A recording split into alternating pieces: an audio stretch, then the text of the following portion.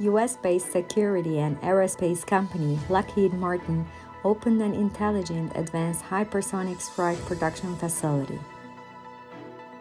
Estonia signed an agreement to improve its coastal defense capabilities and arming the defense forces with the Israeli Blue Spear land-to-sea missile systems.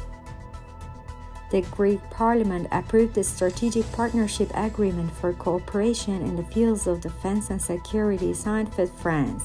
The agreement includes sales of 3 French-made warships to Greece.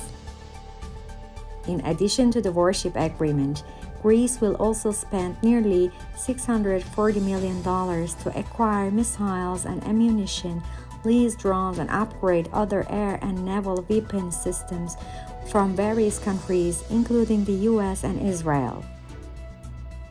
Russia successfully test-fired a Zircon hypersonic cruise missile from a nuclear submarine for the first time. Poland will acquire 250 tanks of the third-generation Abrams M1A2 V3, the most technologically advanced version of the US-made Abrams tank, to deploy them in the east of the country.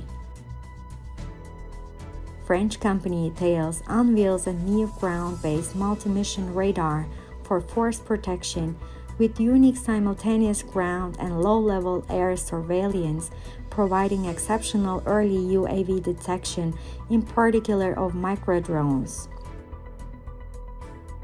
The U.S. Army unveiled the newest variant of the UH-60 Black Hawk helicopter, the UH-60V.